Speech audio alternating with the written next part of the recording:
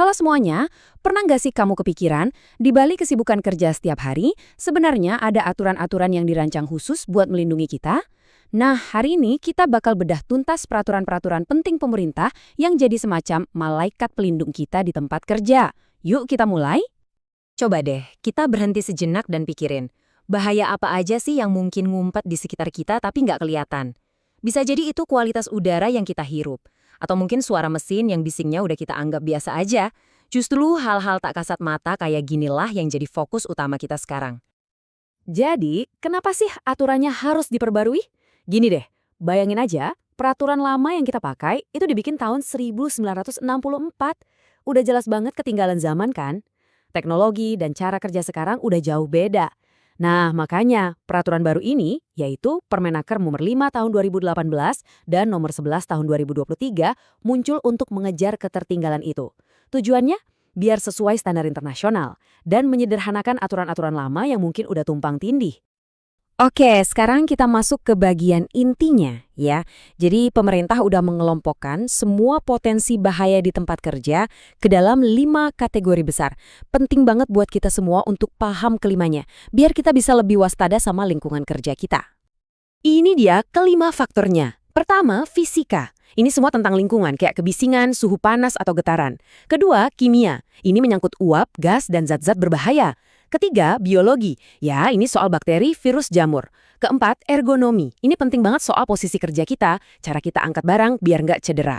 Dan yang terakhir, sering banget dilupain tapi super krusial, psikologi. Ini tentang stres kerja, beban kerja, dan kesehatan mental kita. Terus, gimana cara kita menangani semua bahaya ini? Ada panduan jitunya yang disebut hierarki pengendalian. Anggap aja ini kayak tangga prioritas. Langkah paling efektif dan paling atas adalah eliminasi, yaitu menghilangkan sumber bahayanya sama sekali. Kalau itu nggak mungkin, baru kita turun ke substitusi, dan seterusnya. Nah, yang paling bawah itu adalah pakai APD atau alat pelindung diri. Kenapa APD jadi pilihan terakhir? Soalnya APD itu cuma melindungi si pemakai, tapi sumber masalahnya sendiri nggak hilang. Sekarang, ayo kita gali lebih dalam salah satu faktor tadi, kimia. Kalau kita bicara soal paparan bahan kimia, ini tuh bukan cuma soal kena atau enggak. Ada takarannya, ada batas amannya. Semuanya diukur berdasarkan seberapa banyak dan seberapa lama kita terpapar zat tersebut. Nah, ini dia 3 istilah kuncinya. Pertama, NAB. Anggap aja ini jatah paparan kimia harian kita selama 8 jam kerja. Kedua, ada PSD. Ini untuk paparan singkat tapi intensitasnya tinggi. Misalnya cuma boleh 15 menit dan nggak boleh lebih dari 4 kali sehari.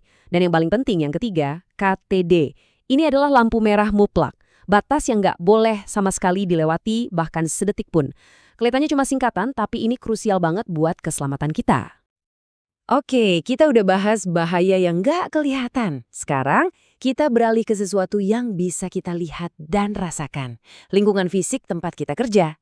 Ternyata, aturan soal bangunan kantor atau pabrik itu detail banget loh, dan semuanya demi kesehatan kita. Nih, lihat angka ini, 2 meter persegi. Ini bukan angka sembarangan. Ini adalah luas ruang gerak pribadi minimal yang wajib disediakan untuk setiap pekerja. Tujuannya simpel, supaya tempat kerja nggak sumpek dan kita bisa bergerak dengan leluasa dan aman. Bahkan udara yang kita hirup di dalam ruangan pun ada standarnya. Suhu idealnya antara 23–26 derajat Celcius, kelembapannya juga diatur, kadar oksigen harus cukup, dan yang nggak kalah penting, sistem ventilasi wajib dibersihkan rutin. Semua ini biar udara yang kita hirup tetap sehat dan segar. Ini mungkin kedengaran sepele, tapi percaya nggak? Jumlah toilet pun diatur oleh undang-undang loh. Ada rasio minimumnya tergantung berapa banyak karyawan di satu tempat kerja. Kelihatannya sepele ya, tapi ini penting banget untuk memastikan fasilitas sanitasi kita itu layak dan higienis.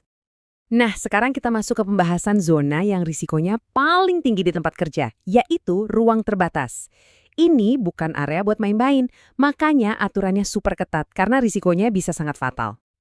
Jadi apa sih sebenarnya ruang terbatas itu? Gampangnya, sebuah tempat bisa disebut ruang terbatas kalau punya 3 ciri. Cukup besar buat orang masuk, pintu keluar masuknya susah, dan tempat itu emang nggak dirancang buat kita kerja lama di dalamnya. Contohnya itu kayak tangki penyimpanan, terowongan, atau silo. Tapi nggak semua ruang terbatas itu sama. Bedanya ada di mana? Kuncinya adalah ada atau tidaknya bahaya serius di dalamnya. Kalau ada potensi gas berbahaya, resiko tertimbun, atau desain ruangannya bisa ngejebak orang, maka itu wajib pakai izin masuk khusus. Kalau setelah dievaluasi ternyata aman, baru deh dianggap ruang tanpa izin. Dan ini dia aturan emasnya, langsung dari peraturannya sendiri. Kalimatnya jelas banget, pekerjaan nggak bisa dimulai sebelum ada izin masuk yang resmi. Nggak ada tawar-menawar. Sistem perizinan ini adalah garda terdepan untuk mencegah kecelakaan fatal. Anggap aja ini sebagai checklist penyelamat nyawa. Sebelum ada satu orang pun yang masuk ke ruang terbatas berizin, kelima langkah ini hukumnya wajib dijalanin. Mulai dari cek kondisi udara, matiin semua sumber energi, pastiin ventilasi jalan terus, siapkan jalur komunikasi, sampai punya rencana darurat yang matang kalau terjadi sesuatu. Jadi apa gunanya kita semua tahu soal ini? Memang, yang punya tanggung jawab utama untuk menerapkan aturan ini adalah perusahaan, tapi pengetahuan itu adalah kekuatan buat kita para pekerja. Kalau kita paham hak dan resiko kita nggak cuma jadi penonton, kita bisa lebih peka, bisa mengenali bahaya, dan yang terpenting, kita jadi berani bersuara kalau ada sesuatu yang nggak beres. Nah, sebagai penutup, saya mau kasih satu pertanyaan buat kamu renungkan. Setelah kita bahas semua ini, kira-kira besok pas di tempat kerja, aspek keselamatan spesifik apa sih yang bakal kamu perhatikan dengan cara yang berbeda? Mungkin soal sirkulasi udara di ruangan, posisi dudukmu, atau bahkan hal sesederhana jumlah toilet. Coba deh mulai besok kita jadi lebih peka, karena keselamatan kita semua dimulai dari kesadaran kita masing-masing.